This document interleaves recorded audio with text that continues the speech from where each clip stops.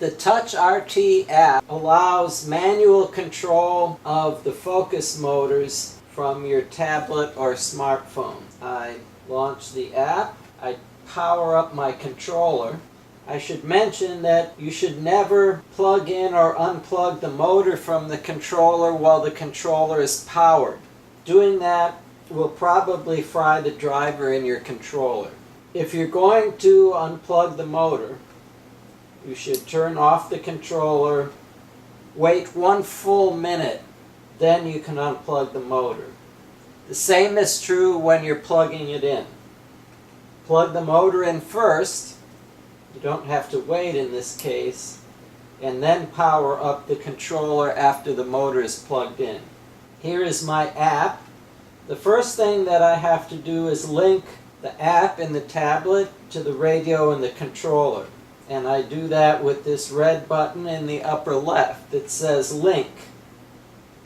I'll tap that. It gives me a list of any Bluetooth devices that are available. I happen to know my controller is called SRT 1002, so I'll select that. The app comes back, but this time this button is blue and it says BT on. The next thing that I'm going to do is tell the controller the limits. That is, how far physically the lens can move left or right. If I know that I'm only going to be focusing within a narrow range, say 2 feet to 5 feet, I can set my limits at 2 and 5, and that way I have this entire palette will represent 2 at one end and 5 at the other. So I have more precision in how to control. So I set my limits using this red button here in the upper right that says Limit. I'll click that.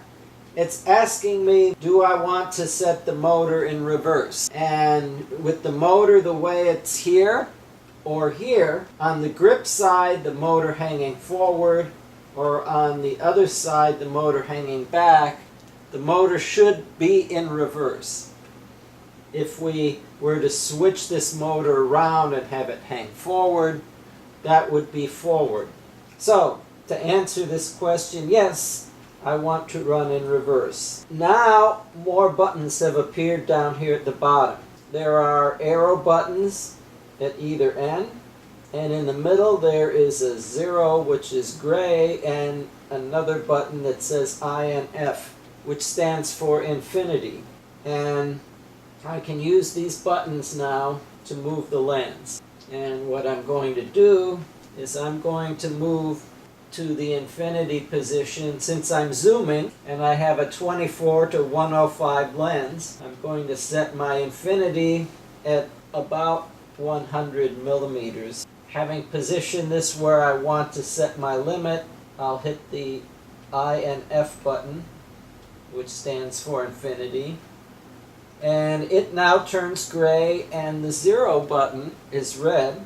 I don't want to push it yet. I want to once again use the arrow buttons to move the lens to wherever I want to set this other limit. I'm going to set that right at 24 millimeters. And then I hit the 0. And these buttons now disappear. Because I've set my limits, I'm through with them. There's this big gray palette in the middle, which is the area that I can move my finger to adjust the lens. There's also a white circle, which represents where the lens is right now. If I put my finger there, the white circle turns yellow. And when I move my finger around, nothing happens. Why? There's this red button here in the middle that says Start. Pressing that sends the lens back to the other end. And it is right exactly where I set it at 100 millimeters. And now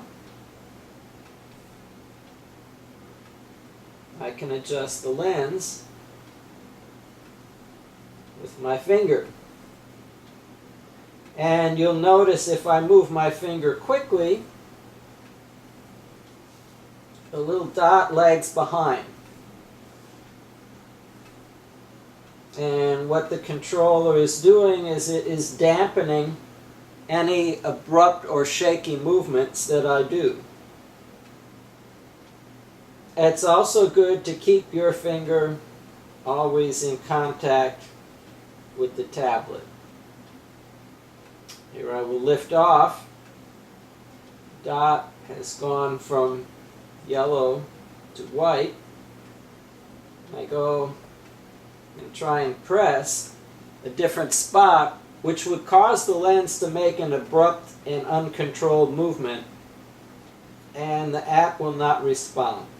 It will only respond when I press the dot, and I can keep moving from where I was. And in most cases, you want to hold the tablet, keep your finger on it, and you may look through the viewfinder or at a field monitor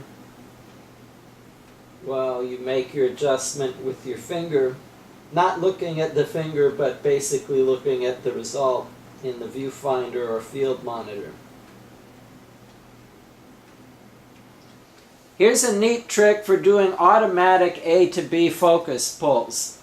If I've adjusted focus and set my first limit at, say, a near subject, and then I set my second limit where a more distant subject is in focus, I can then move my finger right past the end, and the controller will automatically ramp down the speed and stop right at the second focus point, right at the other limit.